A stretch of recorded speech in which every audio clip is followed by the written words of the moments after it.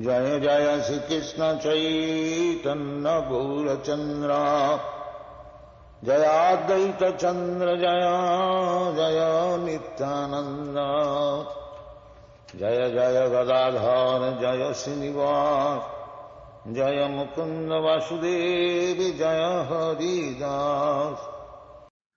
Hare Krishna, everyone. Welcome and thank you for joining us today. My name is Ian Nene and I'm here from the Bhaktivedanta Manor. Very excited to be having this special session with you all. I'd like to specifically thank the GBC SPT team for giving us a forum to discuss important subject matters with regards to our Krishna consciousness movement, specifically leading up to Gaur Purnima, which is coming up really soon. And so we have a wonderful topic, and this topic is known as Amplifying the Sound of Shastra. And who better to have this discussion with but His Grace Sutapa Prabhu, a residential monk at the Bhaktivedanta Manor where I reside, who has been living here for the past 20 years and really revels in discussing the scriptures, studying the scriptures, and looking for interesting ways to share the scriptures with others. So we're going to bring him in and have an interesting discussion based on that. Hare Krishna. Hare Krishna, Ian. And Yes. Hare Krishna to all our viewers. Really happy to be with you all today as we prepare for Gaur Purnima, the most auspicious festival in the Gaudiya Vaishnav calendar. Amazing, amazing. Thank you for having us. We're going to get right straight into it. My first question for you is, what are the Gaudiya Shastras and what do they actually cover and why are they considered so special by Gaudiya Vaishnavas?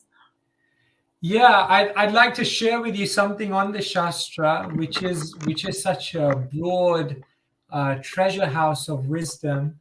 But first, maybe just to kind of give some context to what we're talking about today, amplifying the sound of Shastra in the run-up to Gaur Purnima 2022. I was just thinking about this, of how whenever you read about Caitanya Mahaprabhu in encyclopedias, on internet sites, or even within many of our own ISKCON in-house resources, we often stress upon how Caitanya Mahaprabhu was a God-intoxicated saint, obviously an undercover incarnation of Krishna. And we tend to focus on his chanting and his Harinam Sankirtan, which we know was the essence of his mission. But the amazing thing is that Caitanya Mahaprabhu was also an incredible philosopher. Caitanya Mahaprabhu was an incredible communicator of Shastra. And Caitanya Mahaprabhu shared wisdom with a variety of people, drawing upon the ancient teachings that are there within our tradition. And just to share with you, sometimes I think of Caitanya Mahaprabhu in Rath Yatra. You hear about how Mahaprabhu is there and then there are different circles around him, almost like guarding him. And sometimes we can also think of Mahaprabhu and different circles of associates that he has. So if you imagine Mahaprabhu to be in the middle, then right around him are his intimate associates, Ramananda Rai and Swarup Damodar in the Gambhira. And then around those associates, you have his other intimate companions in Jagannath Puri, in Navadvip, in Vrindavan when he goes there. Then around them, you have the preachers of Mahaprabhu. Around them, you have the other great Vaishnav traditions that Mahaprabhu talks to. Around that circle, you have the Vedantic traditions, the impersonalists, and the others that he speaks to. And maybe a further circle outside of that is the other religions that he speaks to, the Qazi, the Pathans, like that. But the amazing thing is, in each one of these circles, Mahaprabhu is interfacing with them on the basis of Shastra. Like in the most intimate circle of Ramananda Rai and Swarup Damodar, they're discussing the intricacies of rasa from Shastra. With his associates, for example, in Jagannath Puri, Gadada Pandit, Mahaprabhu is discussing Bhagavatam, Dhruva Maharaj, Prahlad Maharaj, with his preachers, Rupa Shiksha, Sanatan Shiksha. When he instructs them, he is drawing on so much Shastra. When Mahaprabhu speaks to the Vaishnava Sampradayas, then he's bringing in so much Shastra. When he's debating with Sarvabhauma or Prakashananda or the Vedantists, the impersonalists, he's debating on the basis of Shastra, speaking Vedanta, speaking, the true understandings of the Vedic conclusions. And even when Mahaprabhu talks with other religionists, he's sometimes quoting their Shastra. So to the Qazi, he quotes the Quran. So it's amazing that Mahaprabhu, so much of his preaching was, of course, as we know, chanting and dancing and ecstasy and spreading the holy name. But you see that so much of it was also based on Shastra. And it's something that sometimes we overlook. Definitely. And that's amazing how you presented that as well. It's magical because we never really think about it. Even myself, I always just imagine him getting in ecstasy in different spaces and just imparting that ecstasy to others. But really, probably in the intricacies of his discussions, he does highlight on these important things. And I think that's why it's important for us to have this discussion. Yeah. And as you mentioned, and as we'll maybe talk about later on, what is the actual balance between the chanting of the holy name and immersion in Shastra, and not just the balance, but what is the relationship between them, and we can maybe touch on that later on. But yeah, coming back to your question about what is the range of Shastra that's contained within the Gaudiya canon, I'd just like to share a little slideshow with you, which I have on my screen now. Maybe you can just give me a go ahead when everyone can see it. Yep. We're good. And are we good to go? Can everyone see that? Yeah, everyone can see it, yeah. So this is just a few things I wanted to share with you about the absolute beauty and how unique the Gaudiya canon of Shastra is. Here we have a beautiful quote of Prabhupada. He said, yes, it's a revolution. That's what I think as I write on and on. A revolution to change the entire course of human history. So Srila Prabhupada was really bringing the Shastra to the world, seeing that Shastra would really create that revolution. And we are really the Sampradaya of the pen. Here we have Vyasadeva, who had that vision of Kali Yuga and saw that people's memories would decline, and therefore compiling, dividing and systemizing and bringing out the essence of all the Vedic knowledge for generations to come. And then, of course, more specifically, we have the Goswamis of Vrindavan. And the Goswamis of Vrindavan, their contribution, again, in so many areas, but the Goswamis were managers, they were leaders, they were pujaris, they were counselors, they were loved by everyone, but they were also writers, they were also deep theologians, and they left a body of knowledge for generations to come. Nana Shastra Vicharane Kunipano Sadharma Sanstapako. They were able to draw out the essence of Shastra and share it with the world. And what I just wanted to share with you was a little bit about the expanse of what the Goswamis actually wrote about, and the kind of variation and variety that is contained within Gaudiya Shastra.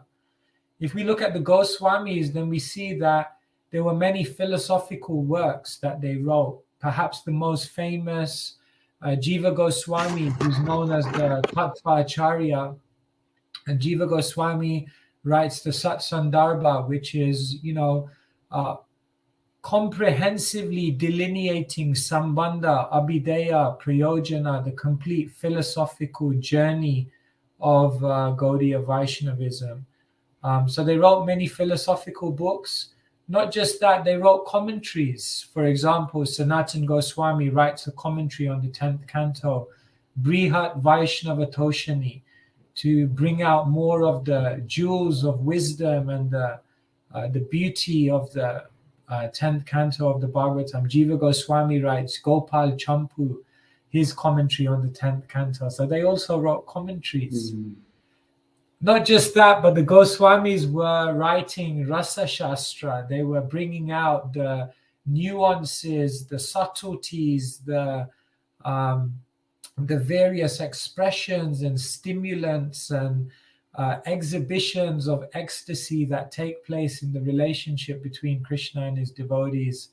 And of course, presenting Rasa Shastra, we have the Rasa Acharya Rupa Goswami, who writes Bhakti Rasamrita Sindhu, and then later on Ujjval Nilamani, which are really profound expressions of divine mellow. Not just that, but the Goswamis write manuals, they write guidebooks. Sanatan Goswami, Gopal Bhatta Goswami, they write the Hari Bhakti Vilas, which is almost like a guidebook, a handbook for Vaishnav practice. Jiva Goswami writes Harinamamrita Vyakarana, which is a manual on Sanskrit grammar through the medium of teaching people it through the holy name. It's amazing. So they also wrote manuals, practical guides. Wow. You can see it's incredible. So much is there. They weren't just philosophical and practical, but they were also poetic. Many of our viewers may or may not be aware, but Rupa Goswami writes an incredible set of poems known as Chitra Kavitvani, which is picture poetry. And you'll remember this because we did it at a retreat recently. Yeah. Really, really mind-blowing poetry in different formations and pictorial representations, which is truly mind-blowing. So they were, we know one of the 26 qualities of a devotee is to be a poet, a kavi. Yeah.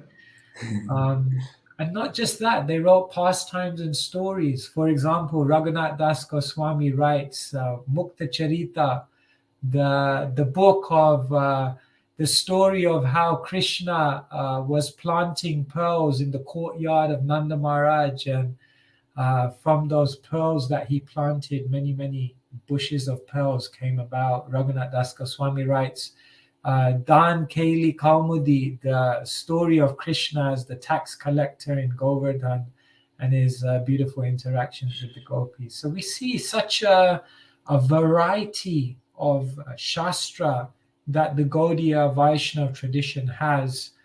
And I'll share one more thing with you, which is that the reason we want to amplify the sound of Shastra, and especially the sound of the Gaudiya Shastra, is because the Gaudiya Shastra is the most advanced theology in creation. And that's not a sectarian claim, because if we try to understand which is the most advanced theology in the world, we look towards the theology which has the most expansive revelation of truth, the Shastra or the scriptures or the body of knowledge which covers the most amount of areas, which kind of connects with every aspect of creation. Not just that, but the most advanced theology doesn't just cover a wide expanse of topics, but it explores them in great depth. Perhaps the most important topic is the relationship with God. And therefore, the most advanced theology in the world gives you the greatest depth and intimacy of connection with God. It gives you the greatest and most intimate understanding of God's personality, God's activities, and God's relationship with his devotees. Not just that, but the most advanced theology in the world also creates auspiciousness in the life of the practitioner, auspiciousness in the world, auspiciousness for the future of creation. Not just that, but the most advanced theology in the world is also accessible. There's no barriers. Anyone from any background, without necessarily having any set qualification, can engage with the most advanced theology, because it gives many points of entrance. And not just that, but the most advanced theology in the world is the most beautiful. It's not just philosophically deep, but it's aesthetically charming. It's beautiful.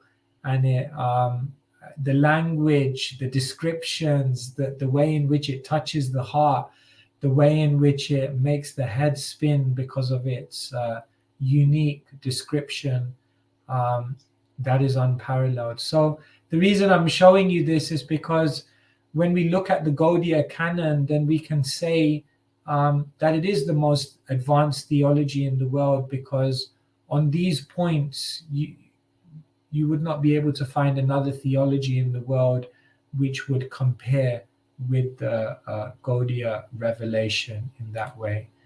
So I'll just stop there on that. And that's just kind of like a precursor to our discussion. No, definitely. We want to amplify the sound of Shastra, because the Shastra is just incredible. For sure. I mean, thank you for how you just displayed that. It's so magical just getting to see from that perspective. But it just begs the question that's just coming to my mind at this moment, is that, in comparison to other theologies, why isn't this knowledge and how amazing it is, how intricate it is, why is it not the most popular? Why is it not the one that's reaching the masses? Why is it that it's, not being considered or being discussed in a variety of places and locations in comparison to other theologies? That's a brilliant question. Yeah, you often think, like, if the Hare Krishna movement is like so amazing, why is it still relatively quite small in this big wide world of 7 billion people? And these Shastras, why are they not known to the world? Well, I would say we could look at it from two perspectives. One perspective is Srila Prabhupada did say that if you're selling diamonds, then only a few people have the capacity to buy it. And therefore, in a world today where people are looking for instant gratification, they're looking for material benefit, they have many other concerns and desires. Shastra is not the immediate place that they go to. They have other ports of call to fulfill their desires in a more immediate way. And therefore, we can understand that some of it is to do with maybe the lack of qualification in the world to take it up. But we can also take responsibility, and we can say that perhaps some of it is to do with us, and maybe the fact that we haven't perhaps done as well as we could have done in terms of effort in trying to share the Shastra with the world, and also in terms of ingenuity and deep thinking as to how we can really make Shastra relevant for the world that we live in today. Srila Prabhupada came across to America, and it said that he only felt really confident to come to America once the 3 cantos of Bhagavatam had been printed. And that was almost like, it's not that I'm coming to America, but I'm carrying the Bhagavatam, and the Bhagavatam is coming to America. So Prabhupada really had that faith in Shastra, and he presented it in a way that it could be really made accessible to everyone. And we see how much Prabhupada did to make Shastra kind of so widespread. I don't know the statistic off the top of my head, but in 1972, the devotees in America ordered a printing of the Bhagavad Gita, 1 million copies, I think, in a single printing. And I think it said that the carriages that were needed to take the paper to the printers kind of stretched for like 3 miles or something. And in 1972, that was actually a world record. No book in history had been printed with an order of 1 million to be printed. Wow. And the devotees did it. The devotees were making Shastra available. They were amplifying the sound of Shastra. So it can be done if there's desire, if there's deep thinking, and if there's a kind of a deep meditation on how to present Shastra authentically, but in a very dynamic and relevant way. We understand that Shastra has everything that people are looking for. So why is Shastra not bigger than it is at the moment? Well, some of it may just be a reason outside of our control. And a lot of it may be that maybe we have to up our game a little bit more. No, definitely. As you were speaking, it kind of felt like it's probably like Srila Prabhupada's opportunity is giving us some service so we can kind of be able to expand and see how we can be able to share and be part of this chain that's doing so much amazing things for the world. So it's kind of, this is your chance to do something, guys, and I appreciate that. Speaking of Srila just on Prabhupada, that, just on the power of Shastra. Yeah. Dhananjaya Prabhu, who was one of the pioneers of Bhaktivedanta Mana, he often tells this story of how one day Prabhupada just said, out of the blue, he said, it's too late. And everyone was wondering, Prabhupada said, it's too late. He said, even if all the temples close down, even if all the devotees leave the movement, it's too late, because the books are out there, because the Shastra is out there. And what will happen is if everything shuts down, Krishna willing it won't, but if everything shuts down, Prabhupada said, one person will pick up these books, will pick up the Shastra, they will read it, and they will recreate everything all over again. So that's amazing. That's the power of Shastra, that from the knowledge of Shastra, you can revolutionize the world. Tadvag vishargo janataga viplavo yasmin prati shlokam abaddavatyapi, the Bhagavatam says. This literature will create a revolution in the misdirected civilization that we're confronted with. So yeah, it's so powerful. I sometimes think we may not even be fully aware of what we're carrying. Prabhupada called them time bombs, but it's they're treasure houses. Yeah. No, for sure. No, I must say your enthusiasm as well, expressing that, is infectious. It makes me, value and appreciate what we have. So thank you for that. So just you were speaking about Srila Prabhupada, and we read his purports, and Srila Prabhupada gives a strong emphasis on chanting the holy name, strong emphasis on engaging in devotional service. And this is somewhat of like a consistent theme that you're getting in what might also feel, let's say for a new reader like myself, a little bit redundant, that this is the thing, keep on engaging with the holy name, engaging in devotional service. So my question is, if one's already actively engaging in chanting and engaging in devotional service, what's the role of Shastra then? Because it's almost as if Shastra is convincing us to get to that point. So if one is already on this point, what's the value that Shastra brings? Yeah, isn't it? It is a very interesting point. It's like when Mahaprabhu goes to Gaya and he meets Ishvara Puri, and Ishvara Puri chastises him. He tells him, Murkha tumi, you're a fool.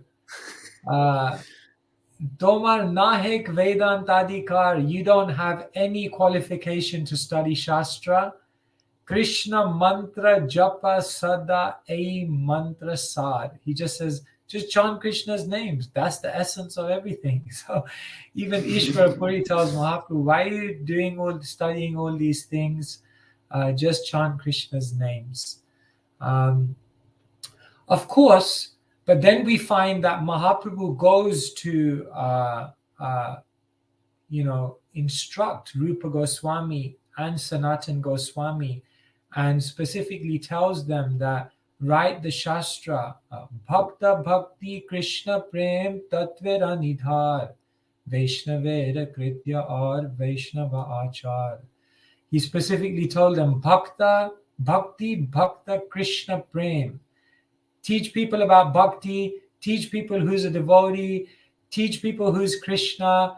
Tattva Nidhar, write all of these truths down so that they can be accessed for generations to come.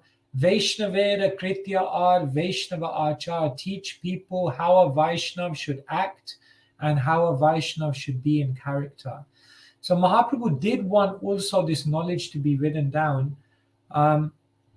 Why is Shastra relevant? The first thing is to understand that there are different types of Shastra. Some Shastra can be very ritualistic, can be very speculative. There is Karma Kanda, Jnana Kanda, and generally Vaishnavas are not engaging with those aspects of Shastra so much. But then we have Bhakti Shastra. And that Bhakti Shastra is very, very powerful for awakening one's consciousness and allowing one to engage in the abhideya, or the process of chanting the holy name with faith.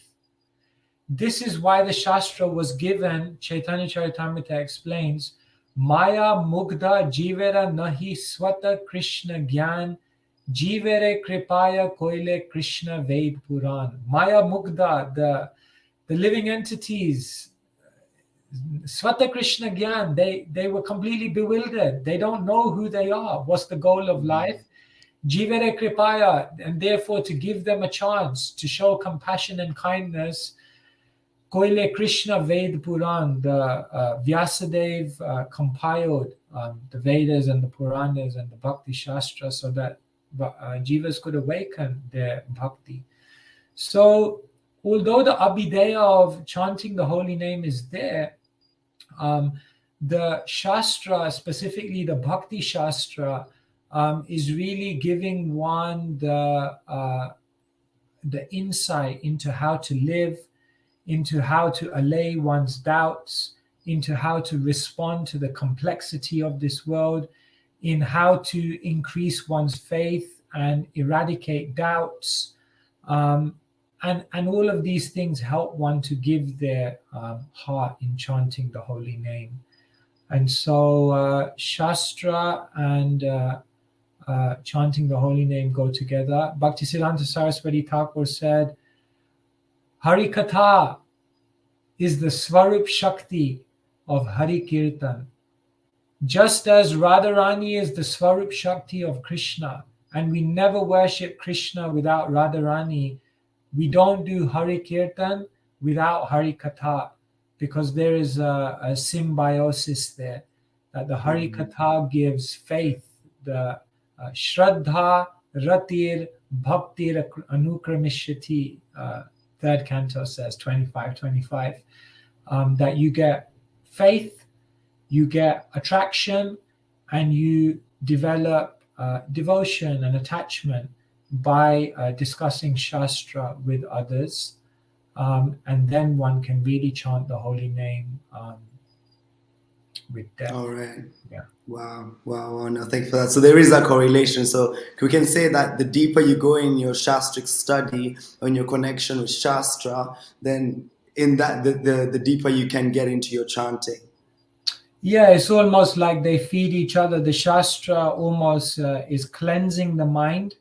And then the Shastra also gives a meditation in the mind. Because what the Shastra does is one word for, or one name for Shastra is Grantha.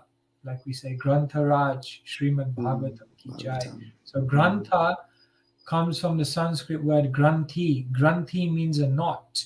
So Grantha is that thing which pierces the knot or unties the knot. So what Shastra does is it detaches you from the material world, detaches you from material conditioning, and it then simultaneously attaches you to the spiritual world and introduces you to that transcendent realm. So when we're chanting and we're able to chant free of conditioned consciousness, and we're able to chant with a positive meditation of the spiritual world, then that chanting becomes very powerful. But if we haven't engaged in Harikatha, in investing in our relationship with Shastra, we may be chanting, but we may still be very much anchored to this world and lacking a transcendental meditation. And therefore the chanting, Bhaktisiddhanta Saraswati Thakur says, it's like the wedding boat who are rowing and rowing all night, rowing and rowing. And when the sun rose in the morning, they will realize they were in the same place because the anchor was down, and they were rowing, but they were just going in circles. So the chanting of the holy name, to maintain material attachments while chanting the holy name, is a problem. So the Shastra comes in to do a transcendental operation on your Krishna consciousness. Well, I like that. Transcendental operation, that's what the Shastras do. I have another question based on this as well. Is it the words of the Shastra that are important, or is it like the overarching message that the Shastra is trying to give?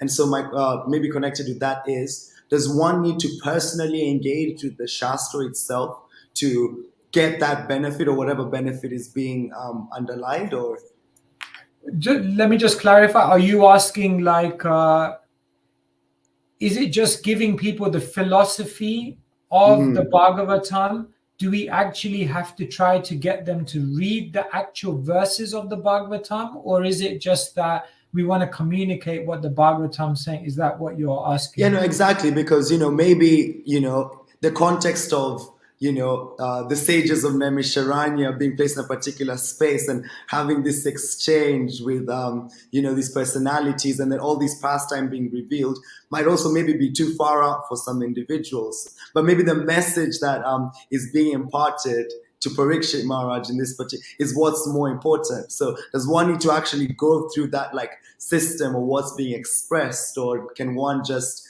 understand the overarching message and, carry on deepening their experience in Krishna consciousness? Yeah, I would say both are necessary. We have to communicate the knowledge of the Shastra in the language of the people of the time. Bhaktivinoda Thakur, he says, Vaishnavas should be like satellites that reflect the light of the sun, not like magistrates who imprison criminals in jail. And so what he says is that we receive so much from Shastra, and we should be like satellites. We should then represent that according to time, place, and circumstance, is in proper language that people can understand.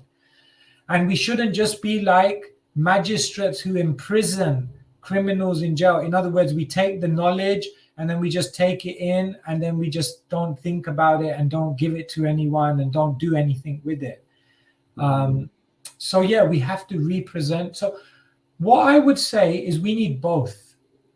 And the reason that we do need to take people to the original Shastra, yes, the Sanskrit words of the Bhagavatam, is because one reflection I've had on this, and maybe you've also seen this, is that books like the Bhagavatam, they are almost like, how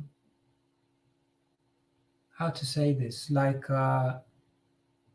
zip files, right? So, like there's this much that you see, but actually contained within it is so much.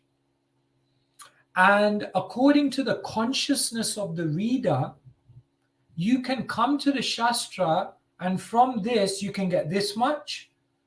But when your consciousness expands, you can give this much. And when your consciousness expands even more, you can get this much. And that's why you can keep reading the Shastra and having newer and newer realizations.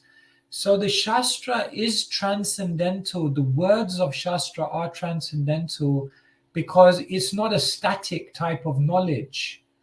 It's a knowledge which is ever expanding. It's a knowledge which is being more and more accessible according to the elevation of one's consciousness. And so as one grows, one can get more and more from it. And so I would say it is powerful to go to the direct Shastra. Like we could sing the Guru Puja song in English, and that's nice. And we do that actually every day. We don't sing it, but we recite the translation. Yeah. Or we could sing Mangalarti in English, which also would be very nice. But there is a special potency in the words of the acharyas, the words of the Shastra. There is that sound vibration is carrying, the Bhagavad Gita is Krishna's words. It's come from his lotus mouth. It's special because it doesn't just carry information, but it carries a certain potency and power that can affect one's heart. So I would say, yes, let's give the message of Shastra in contemporary language, but let us take people on a journey to actually get to the Shastra so that they can begin mining it and exploring it and finding their own jewels as they elevate their consciousness and are able to access more. Amazing. I really love that. That was powerful. And the zip file analogy is also quite magnificent, I must say. It's like a zip file. You can unlock so many things after that based on your consciousness, of course. Now, my next question is, how can we individually go deeper into the Shastra? I've met many individuals, including myself, where maybe I've gone through the scriptures, but I'm not feeling like I've gained much from it. I'm pushing to kind of like just move from one end to the other. Is there any secrets or any jewels that you can give us on how we can kind of go deeper, or how you've gone deeper yourself? That's a great question. Can you just hold that thought for 1 second? What I just wanted to show you is one slide, and because it just kind of relates to the previous topic that we were discussing. Okay. And you can just give me a shout when you can see my screen. Yeah, so connecting people to Shastra, because this is what we were just talking about. And what I've kind of noticed in whatever experience I've had in sharing Krishna consciousness with others is that connecting people to Shastra is almost like we have to take people on a journey. So sometimes what we have to do when we're sharing Krishna consciousness is in the beginning, we may just have to give very, very general wisdom. We speak things according to the needs, interests, and concerns of the people. We try to help them to develop faith that we know what they're going through. We know what needs, issues, and concerns they have. And we immediately try to begin to stimulate them to think about something more. And that could just be through general wisdom that we give people. When we want to go a little bit deeper, we don't just give general wisdom, but we give Krishna wisdom. We start really bringing spiritual concepts into the equation. We really start to bring spiritual tools and ideas and paradigms into people's lives. And that's almost like a deepening of their knowledge, going from the general wisdom to the kind of Krishna wisdom, the specific, kind of tattva, or some of the truths, the ontological truths that we present in Shastra.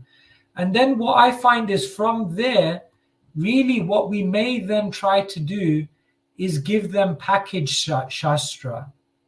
So that means what we try to do is begin to introduce them to the Shastra, maybe in a bite-sized way, whereby they can, begin to grasp the language, the tone, the mood, the flow, the structure.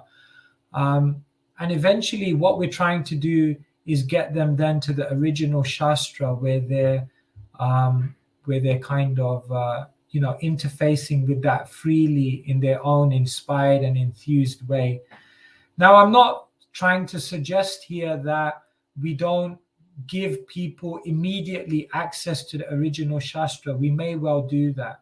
But we may also want to sometimes think that while giving them the Shastra, maybe sometimes we need to do these other steps as well, so that they really can mine that Shastra that is accessible to them in the deepest way. And so this can sometimes be a model that we can use to ensure that people do really connect to Shastra and find those jewels that we're talking about. Yeah, thank you for that. Actually, just connected with those slides which you just shared, I thought just also coming to mind that we might start expressing like the general wisdom of Shastra to individuals, but then individuals themselves in their own research might start getting themselves into more of like the deeper stuff based on their own level of inquisitiveness. So is there a way that we can also be able to monitor this? I'm just thinking in the context of them finding like their own things. They may be seeing some things from Shastra that might be a little bit bold statements. Some might be seemingly contradictory. So do you have any thoughts on this, or how we can work around that? Okay, as in how to deal with parts of Shastra that are challenging for people or difficult for them to digest, or seemingly contradictory or even controversial. Is that? Yeah, because they can access this knowledge also for themselves in one sense based on their inquisitiveness, and then maybe that will also bring the question of like searching it up on the internet or something like that. Exactly, yeah. Or finding another book, or seeing a book, being recommended, and then finding that book and reading something that for them might be a little bit too difficult to stomach. Yeah. Like that. Well, as we know, Guru Sadhu Shastra Vakya Chitete Koriya Aikya, Narottam says that Guru Sadhu and Shastra all have to go together. And this is another important point. Today we're talking about amplifying the sound of Shastra, but that also means we need to amplify the number of gurus and the number of sadhus who can then help people to understand Shastra. Because you can have a lot of Shastra out there, but if people don't have access to Vaishnavas, then it can become challenging, Mahabharata says, Tarko pratishta shrutayo vibhinna nashav rishir yasya matam na bhinnam dharmasya tattvam nihitam guhayam. The truths of Dharma are hidden within the hearts of the Vaishnavas. So they really bring that out and help people. And it is a challenge because we present the Shastra to the world. The Shastra is accessible. And then people begin to read, and they may come across challenging concepts. They may come across a tone that they're not used to. They may come across viewpoints that clash with what the postmodern mind can digest, and then it can put people off Shastra. And therefore, it's interesting that the Gaudiya tradition is a living tradition. Shastra is also a living tradition. The Goswamis wrote commentaries, bhasyas, on the original Shastra to make it relevant for that time. And therefore, what we also need is more and more things which help to translate Shastra for the modern mind, to intercept many of these difficult things that people will encounter, or so-called controversial statements that may be there, and to try to intercept that and help people to contextualize it. A really, really big study in the world is hermeneutics and exegesis, which is the ways and means by which we understand and interpret spiritual texts. And the fact of the matter is that Shastra is complex, because Shastra, sometimes statements may be emphasizing different things. Sometimes statements may be having different motivations behind them. Sometimes statements may be appealing to people who are of different levels of consciousness, and therefore sometimes you can easily find a seeming contradiction, but through a proper analysis, one can be able to frame every single statement of Shastra and understand how it relates in the wider context. So so I mean, in answer to your question, we need people. We need as many people as possible to help people decode and understand the Shastra. Otherwise, you're right. It can end up going the other way. Where people may feel put off or may feel turned away from reading Shastra. Definitely. And it might end up having an inhibiting effect on their pursuits in that way. Also, just connected with this slightly is, we're just recently celebrating Bhaktisiddhanta's appearance there. And, there's this understanding that Bhaktisiddhanta kind of repackaged and reinvented Bhaktivinoda Thakur's works and the works of the Acharyas. And then Srila Prabhupada came and did the same thing, reinvented and repackaged Bhaktisiddhanta's mission and mood and his message. Now, is it for us to do the same thing with Srila Prabhupada's works, considering the kind of position we place Srila Prabhupada on? Should we, somewhat, do we have a right in one sense to kind of repackage and reinvent Srila Prabhupada's works in a different way, like in the same way the Parampara is doing so? Can we be able to fit that responsibility? Don't know what you think about that.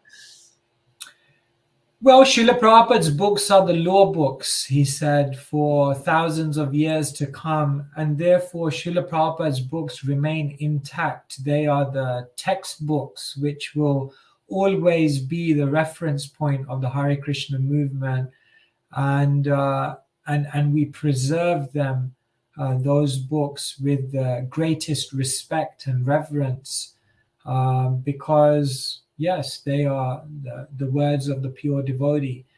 But what Srila Prabhupada did want is what I kind of expressed previously.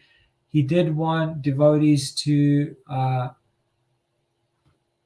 express and share the knowledge that they've grasped from his books in their own words. Let me share this with you.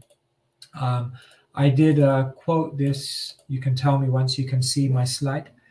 Yeah, it's on. Yeah, I quoted this previously in today's conversation, but in Bhaktivinoda Thakur's famous essay on the Bhagavad, he writes, "Most readers are mere repositories of facts and statements made by other people. But this is not study. The student is to read the facts with a view to create, and not with the object of fruitless retention. Students, like satellites, should reflect whatever light they receive from authors and not imprison the facts and thoughts, just as magistrates imprison the convicts in jail." So just to reiterate that point, that Bhaktivinoda Thakur himself, a prolific author, began writing at age 12, wrote over 100 books. Srila Prabhupada really followed this. He made Shastra accessible, relevant, practical. But now let me share with you that when Srila Prabhupada came to America in 1966, in 26 Second Avenue, Prabhupada decided it was time to resurrect Back to Godhead, the magazine that, he was so dear to him that he was printing and distributing in India. And right there in 26 Second Avenue, they began a small printing press to print over the Back to Godhead. And practically from day one, Prabhupada looked at his young disciples who had been with him maybe for 6 months and told them, in the Back to Godhead, one article my Guru Maharaj, one article me, and one article you. Prabhupada said, don't be dull, write something, 2 lines, 3 lines, but you must write your realizations. So Srila Prabhupada really wanted this. There can sometimes be a sense of, why do we need to write? Because Prabhupada wrote everything, and his books are the best books in the world. His books are undoubtedly the best books in the world, but we have to convince and inspire the world that yes, his books are the best books in the world.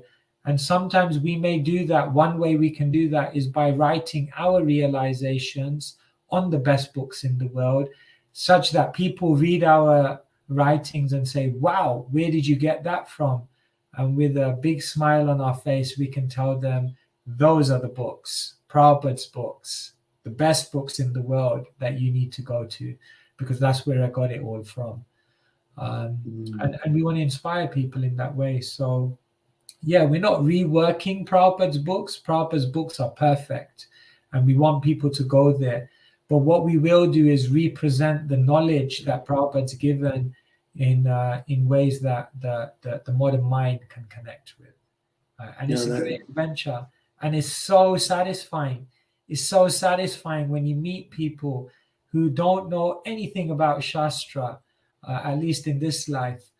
And we're able to connect it to them in the way in which they feel like, wow, you're talking about everything that's been going on within my heart and mind for years. You've articulated my needs, interests, and concerns like no one's ever been able to do before. And then we can tell them, as I said, with a smile on our face that, well, it's not me, but these books are living books, and they can answer every question, every doubt, every inquiry you may have. So it's a great event. That's amazing. Actually, just in the way you've expressed it just made me think kind of like, even with a product that you purchase on Amazon or online, you'll take the one that's got the most reviews from others because you trust their expression or their experience with the particular product. So similarly, they can be able to connect with Prabhupada's books through the reviews of the readers ourselves who are sharing our realizations. That's a very, very powerful point. Yeah, and just on that point, like, because as I said today, the topic is amplifying the sound of Shastra. And one of the best ways to amplify the sound of Shastra is by being a living theology yourself. One of the best ways to inspire people to read Shastra is to show that when you read Shastra, this is what you become. This is what happens in your life. And this is what you begin to feel within your own consciousness. And people are like, people should look at the devotees and think, how did you become like that? And then we can tell them that, well, we became like this because we read these amazing books and we accessed this amazing knowledge. So, Dui Bhagavata Dvar, there are two Bhagavatas, the Grantha Bhagavata and the Bhakta Bhagavata. So along with, as we try to amplify the sound of Shastra, we need to become living theologies. We need to become inspired. Shabde pare cha nishnatam brahmanupa shamashrayam. We should be bathing in the transcendental vibration such that if anyone comes within our vicinity, they feel the potency of that vibration in your clarity of communication, in your potency of communication, and in your communication, which doesn't just touch the mind and intelligence, but touches the heart, because it's the vibration of Shastra. We need to emanate that. And so, so much of amplifying Shastra is becoming a living theology ourselves. Amazing. Thank you for that. And I think that segues to maybe our last question, which we can conclude with is, how do we go deeper in Shastra? Do you know any tips or tricks? So connect to that. Like, how can we kind of like go deep? Do you have any suggestions, anything we can try ourselves? Yeah, we could do a whole session on this, but in the time that we've got, the few minutes that we've got, I'll share two things which I think are the essence of it. If you want to go deeper in Shastra, really what I would say is method and mood. When I say method, What I mean is that there are amazing things that you can do in terms of your approach to your methodology of how you approach Shastra. The method means when you approach Shastra, for example, in an integrative way. So you look at the Chaitanya Charitamrita, you look at the Bhagavatam, you look at the Gita, and then you start looking at them, cross-referencing them, seeing what it says here, bringing in knowledge from here. Every Shastra enriches your understanding of the other Shastra. In Chaitanya Charitamrita, it said that Chaitanya Leela, I may be getting it the wrong way around, but Chaitanya Leela is like, Krishna Leela is like nectar, and Chaitanya Leela is like camphor. And when nectar and camphor come together, then the sweetness just multiplies. So you want to go deeper into Shastra, read Shastra in an integrative way. This is one methodology of how to do it. You want to go deeper into Shastra, read commentaries, because commentators give you a deeper insight. Ancient commentators, Sanatan Goswami, Rupa Goswami, Sridhar Swami, but also contemporary commentators, commentators of our times who bring that Shastra with a modern, in modern language. What you can also do with Shastra in terms of method is study it thematically. So one way is to read through the books, but another way is to think of a theme. For example, you can take like a theme like, well, say for example, renunciation, and then look at renunciation in the Bhagavatam, look at renunciation in the CC, look at what Krishna talks about renunciation in the Gita, gather it all together, and then build an understanding of that theme through different scriptures. That's another way to approach it. Another way to approach Shastra and go deeper is every Sanskrit word. Right? What is that verse now? Prati shloke prati akshare nana artha koi. The Bhagavatam, Krishna Tulya Bhagavata Vibhu Sarva Shroy Prati shloke prati akshare nana artha koi. Kaviraj Goswami says, Krishna Tulya, the Bhagavata is Krishna. Nana Artha, there are so many meanings. Prati Shloke, in every single shloka, not just that, Prati Akshare, in every single word, in every single syllable. There are many meanings. So you can study Sanskrit, or you can at least look at transliterations, and you can, like we said, it's like a zip file, and then it expands. So you can go in. So there are so many methods by which you can go deeper into the Shastra. And then the other thing I wanted to share with you is the mood. Another way we go deeper into Shastra is the mood with which we approach Shastra. If we approach in a very prayerful way, if before we open the Shastra, we make a prayer to Krishna and say, Krishna, please make my ears open, my heart open, my mind open, so that I can hear what you want me to hear today. Then when we open the Shastra with that very prayerful mood, seeking to imbibe the qualities, the consciousness of the authors, the consciousness of the characters, then we will find when we approach with that mood, the Shastra begins to touch us and penetrate us on a much deeper level. So much more to be said on this, but if we want to go deeper, develop your methodology and develop your mood, and that will really do wonders. So yeah, let's amplify the sound of Shastra within our hearts, and then let's amplify the sound of Shastra in the world.